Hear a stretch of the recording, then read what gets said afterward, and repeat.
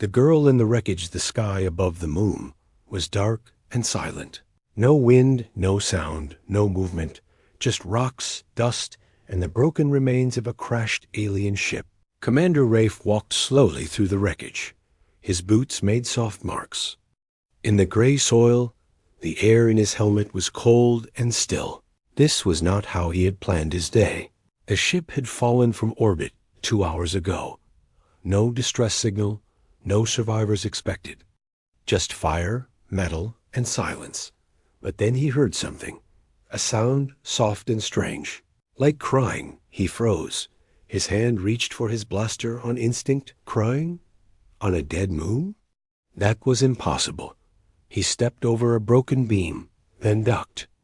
Under a twisted wall, the sound was closer now, not mechanical, not alien. It was human. He found her behind a half-crushed support panel. She was curled up, hugging her knees. Her long hair was tangled and dusty. Her face was pale, dirty, but her eyes were clear and full of fear. She looked up at him as he stepped closer.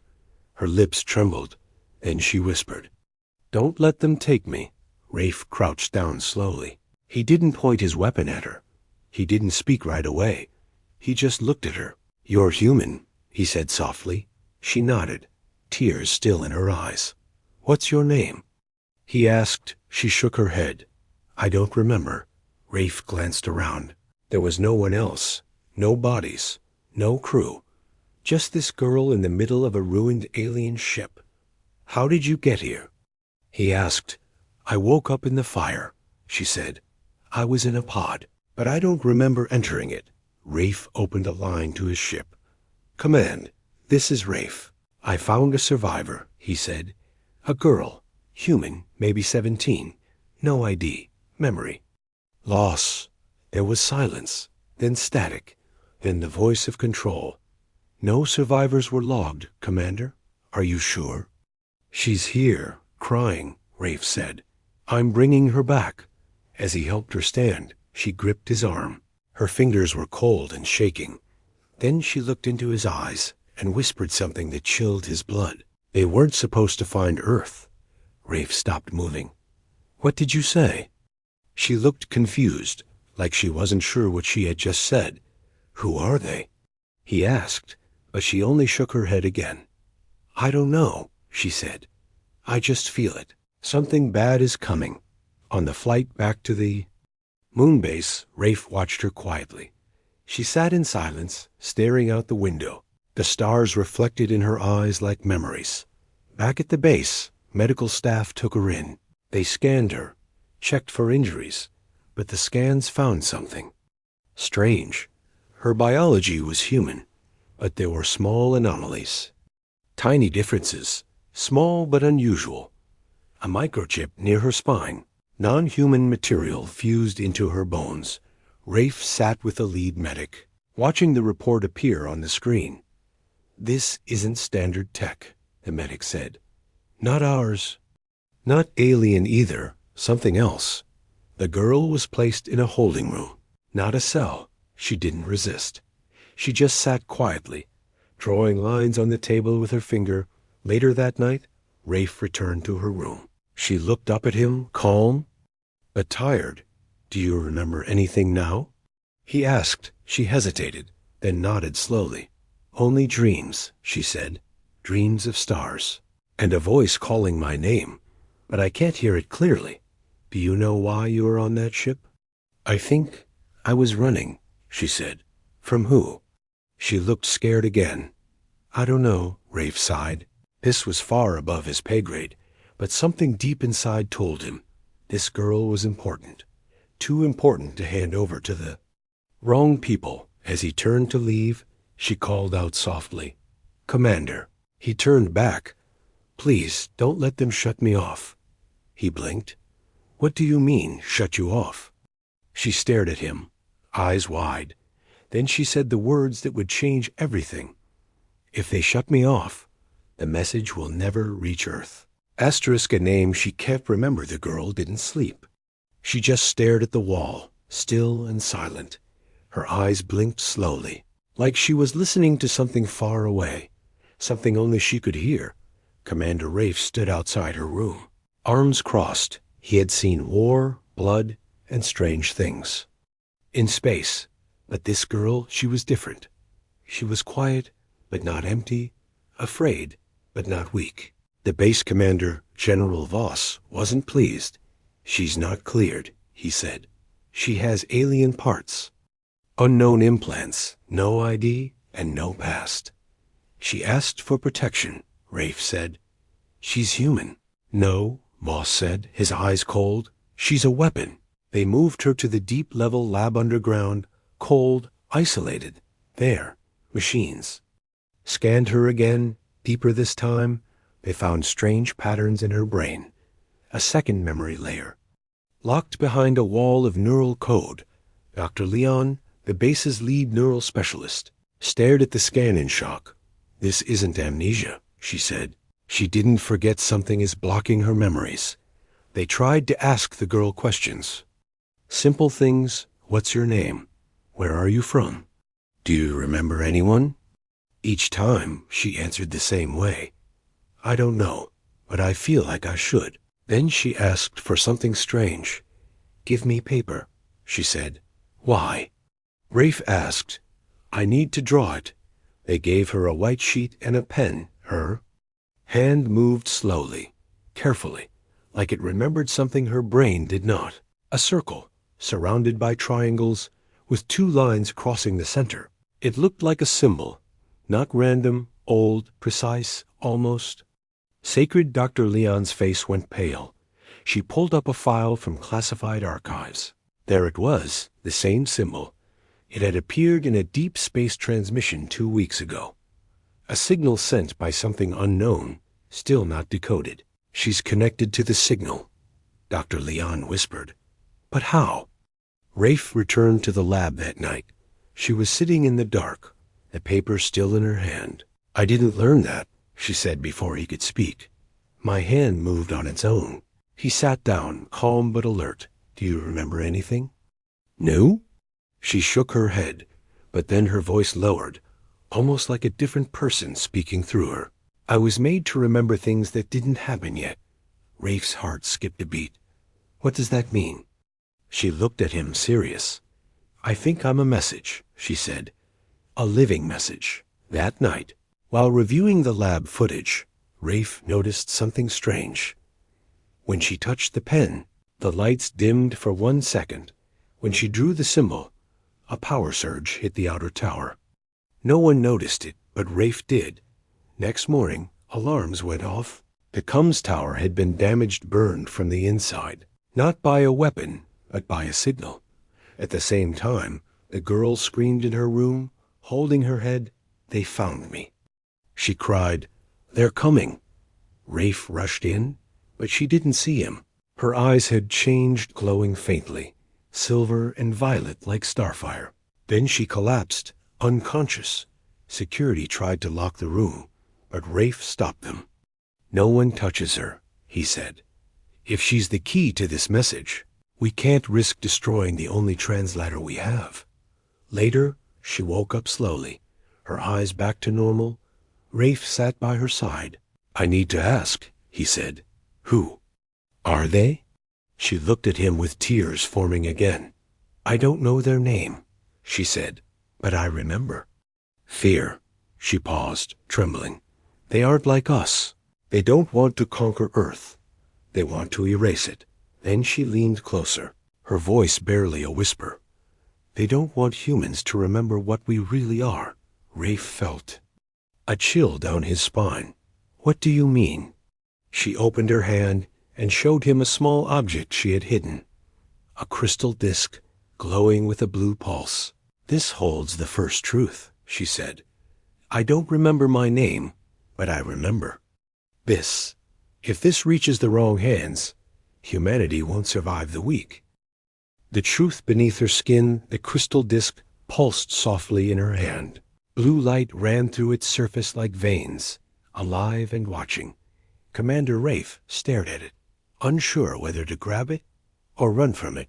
"What's inside?" he asked. She looked at him, her face pale and serious. "Truth," she said, "but not the kind people want." She placed the disc on the metal table. It glowed brighter, then suddenly cracked down the middle. Inside was nothing but dust, except a small metallic thread, too thin to be seen with the naked eye. It floated upward, like it had weight in another world. The lab lights flickered, the walls vibrated, the base's backup systems kicked in. But something had already entered. Not a person, not a signal, something else. Dr. Lyon burst into the room, holding a tablet we just lost connection with. "Every deep space relay in this sector," she said, breathless. "No reason, no hack. They just went dark." The girl stood up slowly. "I told you," she said. "They're listening." Rafe turned to her, his voice sharp. "Who are they? Give me something real."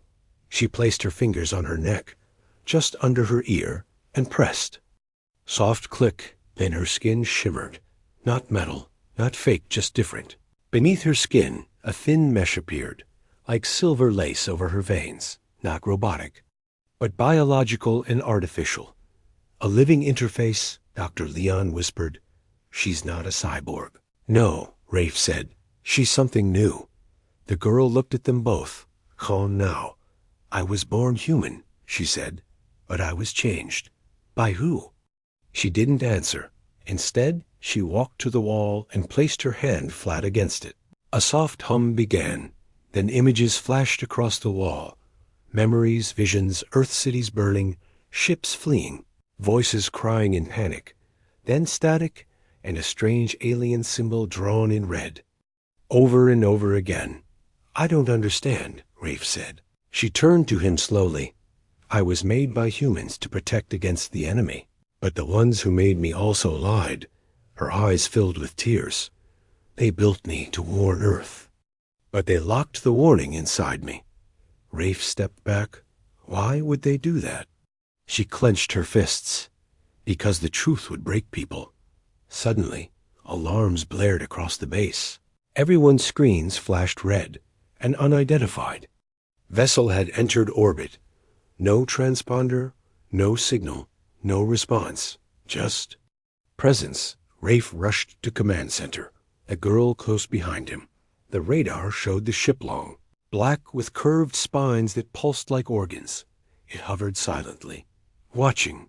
General Voss ordered full lockdown. "We don't fire unless fired upon," he said. "But prepare the orbital cannons." Then all screens in the base turned off. Black, silent, then a voice. Not heard through speakers, but inside their heads. "Return the seed?" It said, "or Earth forgets itself." Everyone looked around in shock. People clutched their heads. Some screamed. Others fainted. Only the girl stood still. "They found me," she said again. "But they don't want me dead. They want what's inside me." Dr. Leon whispered. She called herself a message. Rafe grabbed her shoulders. "What do they mean by Earth forgets itself?" The girl looked at him, eyes glowing faintly again. "They don't want to destroy Earth," she said. "They want to erase the memory of Earth, to delete us from the universe, as if we never existed." The room fell silent, and the girl said the most terrifying thing yet. "If they get into me, they can rewrite history, erase human progress, change our past, change our future."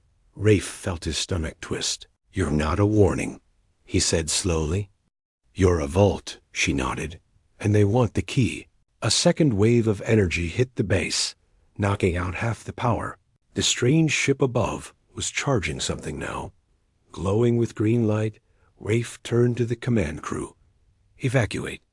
The lower levels, get all data backups off-world. We're about to make a stand."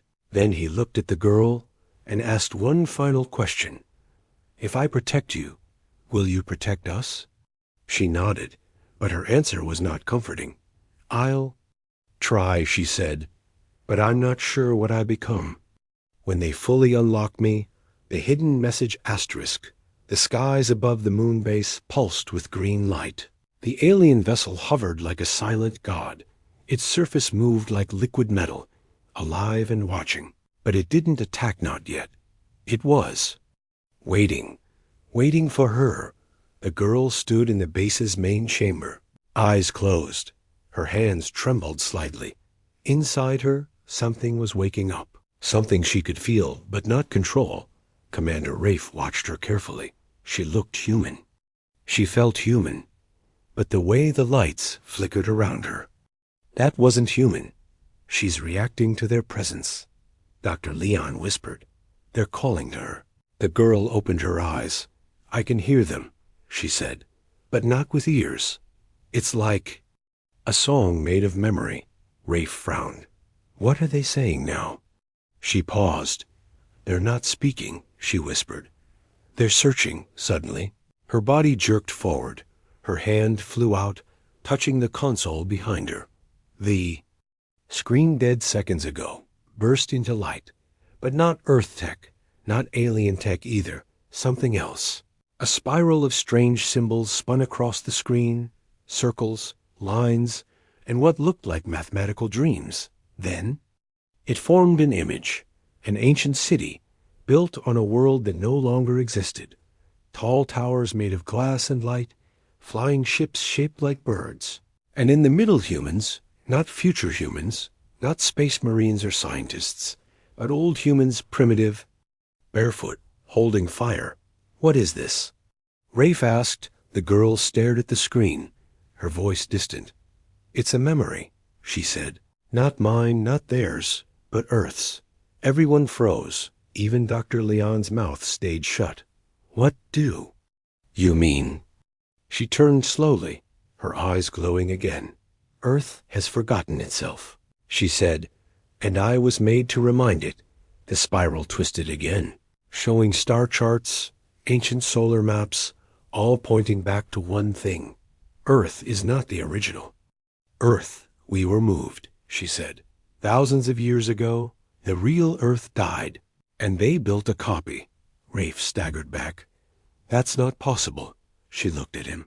I am proof it is, suddenly. The room lights shut off. Emergency reds blinked on, power systems down again. The alien ship had released a silent pulse. Then something worse. A figure appeared in the center of the base. Not through the door. Not from the sky. It just appeared, 7 feet tall, skin like shadows. Eyes glowing red, not angry, not evil, just cold. Everyone drew their weapons, but the girl raised her hand. Don't, she said. They won't shoot. The figure looked straight at her.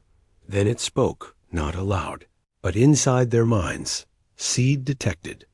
Initiate memory recovery. The girl clutched her head, falling to her knees. No, she gasped. Not yet. Rafe ran to her, shielded her body with his own. Get out. He shouted at the figure, but it didn't move, didn't blink, didn't breathe.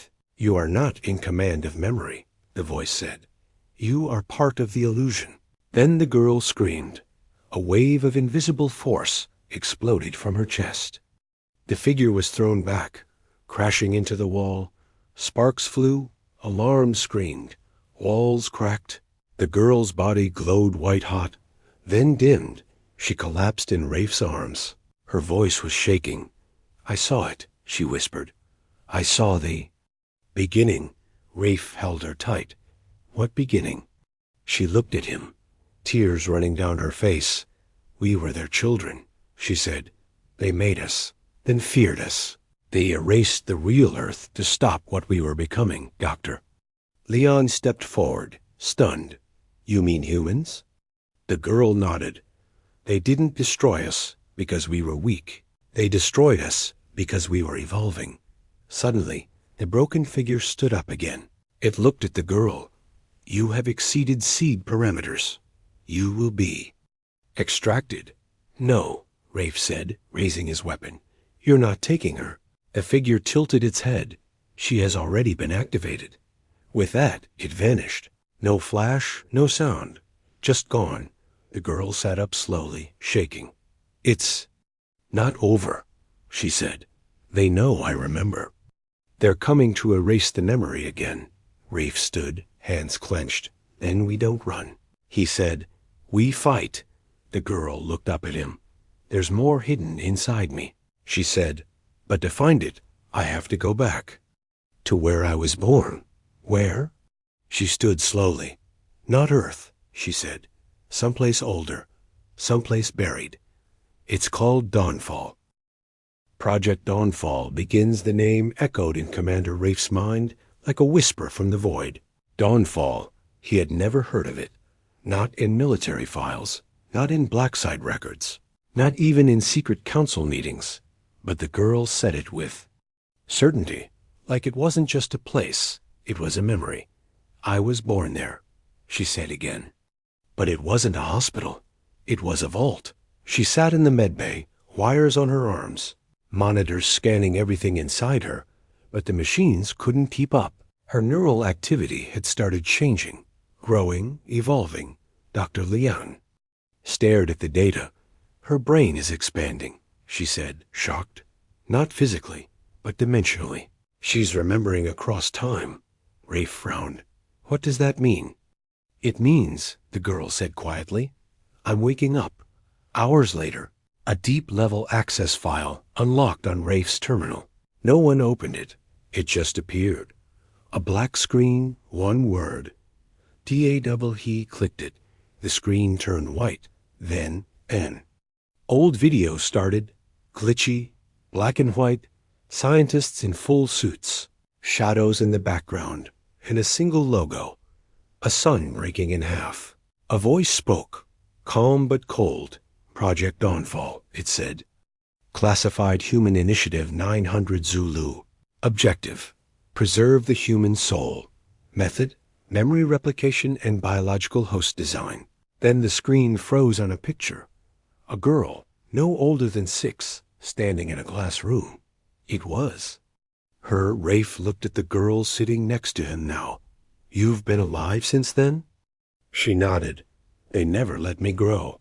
They copied me, over and over." Dr. Leon scrolled through the corrupted data. She found experiment logs. Not 10, not 20, over 600 copies, all failed, all died, except one her. "They called me the seed," she said. "The last version, the one that remembered." Suddenly, the base trembled. Another energy wave from the alien ship above. But this time, it didn't target the systems. It targeted her. She screamed, dropped to her knees. Her skin flickered, her bones glowing through her body like starlight under skin. "They're trying to pull my memories out," she gasped. "They want Dawnfall erased." Rafe pulled her back, shielding her from the energy. But then she whispered, "There's a backup. A location burned into my spine. If we reach it, I can remember everything." He helped her stand. "Where is it?" She looked at him, eyes full of fire. "On Earth," she said, "but not this Earth. In orbit, Earth Command finally responded, but the signal was weak, broken. As if something was jamming reality itself. We've detected a ghost Earth." Came the static voice. "Coordinates match a phantom object hidden in gravitational shadow. We believe it's another Earth, layered beneath spacetime." Dr. Leon gasped. "A memory planet," she said. "Maybe it's where the original Earth was buried." Rafe turned to the girl. "You're saying this backup isn't digital?" She nodded. "It's a world," she said. "A memory Earth. A place that holds what we lost." "Then we're going there," Rafe said. "We find Dawnfall. We end this." But just as the team began planning extraction, the alien ship above changed shape. Its hull peeled back like petals, revealing a strange core.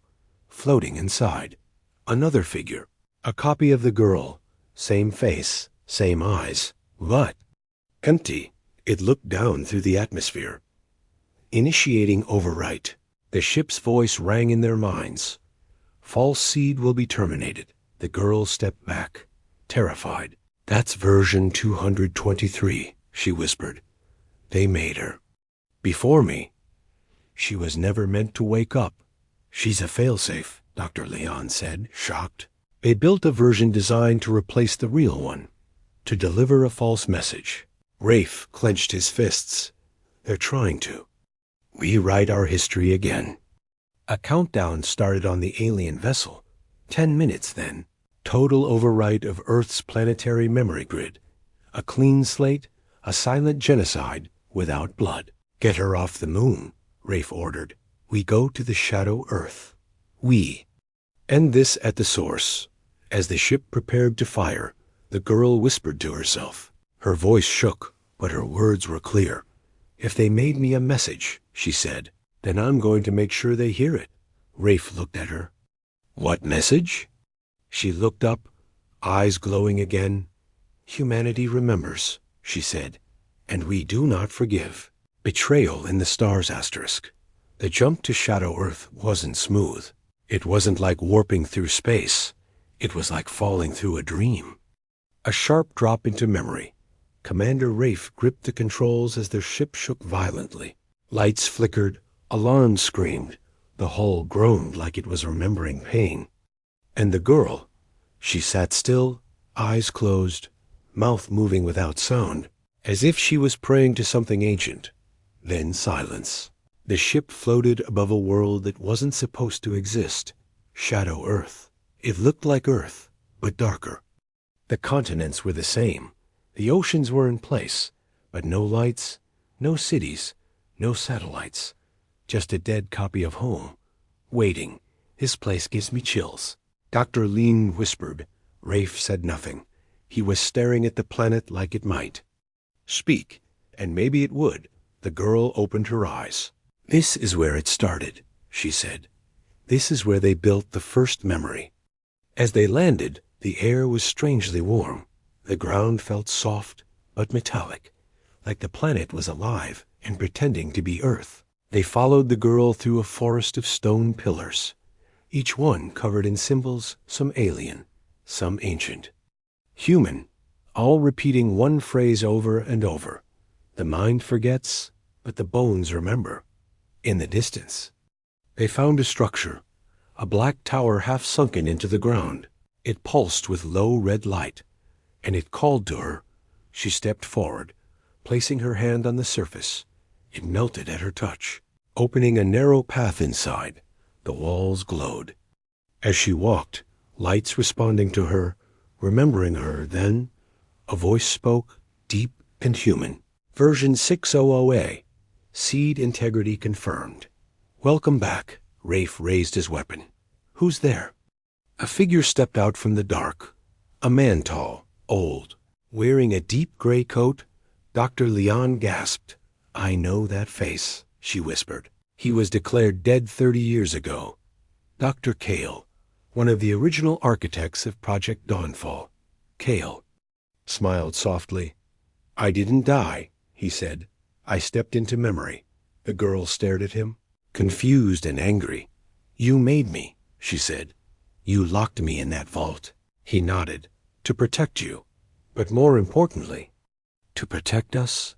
He walked toward her. You were never meant to wake up this early. But something triggered the recall. The enemy came too soon. Rafe stepped between them. Why didn't you warn Earth? Kale looked at him with tired eyes. Because Earth wouldn't believe. We tried before. Each time, Earth chose comfort over truth. He pointed to the tower. This place holds the final memory. The origin of humanity. The girl hesitated. If I take it in, what happens to me? Kale's face changed. I don't know, he said. You might become what we were meant to be. Or you might burn. Suddenly, a voice echoed inside the tower. Override signal detected. Hostile code entering memory layer. The fake version 223 had arrived. It had breached the dream layer. The tower started shaking, walls pulsing red. Rafe aimed his rifle toward the entrance, but Kale raised a hand. There's no time to fight her, he said. Only time to decide. He turned to the girl. You must connect with the core. Merge with the original memory. She looked at him. And if I lose myself? Kale said nothing. His silence was answer enough. She stepped into the central chamber. A pool of light rose from the floor. Inside its shadows moved like thoughts trying to form. She knelt down, placing both hands into the light. Then she screamed. The pool lit up with 1,000 images, wars, births, first fire, stars being named. Betrayal, love, rebellion, extinction, rebirth. A full history of humanity, before history was written. Her body lifted into the air, eyes wide, mouth open. In silent scream, Rafe ran to help, but was stopped. Kale stood in his path. If you touch her now, you erase everything. She must finish the memory. Behind them, version 223 entered the tower. Its face was cracked, broken, smiling in a way no human ever should. Rafe turned and raised his weapon, but Kale walked toward her, arms wide. I made you, he said. I end you, she lunged, piercing him with a blade of light. Kale didn't scream. He only whispered one word. Remember. Then, the tower exploded with white light. Everything froze. The girl hovered in the air, wrapped in streams of golden code. Her voice rang out not just to Rafe, but across memory, across time. I remember what we were, and I know what we must become. Rafe stared up at her, his heart pounding. She wasn't just a girl now. She was memory, she was truth, she was humanity's will. What she said changed everything. She hovered above the ground, glowing like a second sun. The walls of the tower no longer shook. They listened. Streams of memory flowed through her like rivers through glass.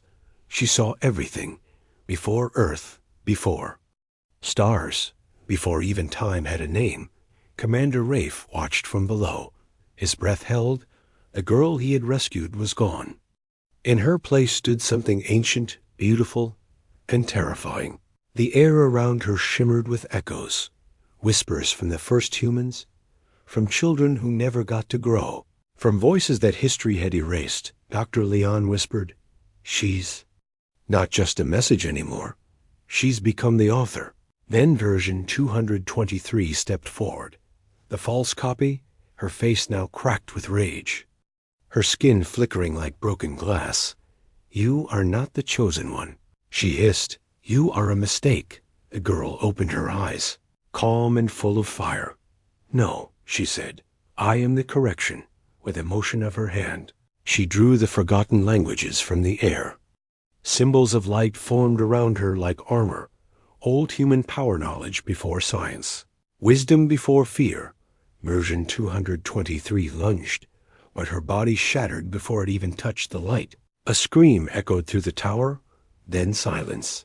The enemy had fallen, but the war wasn't over, because outside the tower, in the real Earth's orbit, the alien ship had activated its final protocol. A memory wipe that would erase Earth from all timelines, from maps, minds, and meaning. The countdown had begun. 3 minutes. Then humanity would vanish without a trace. The girl floated down slowly, her feet touching the ground again. But she didn't look the same. Her eyes were deeper now, like they held galaxies inside. Rafe stepped forward. You said you were a message, he said. Now you're the messenger. She nodded. But I have to choose what to send.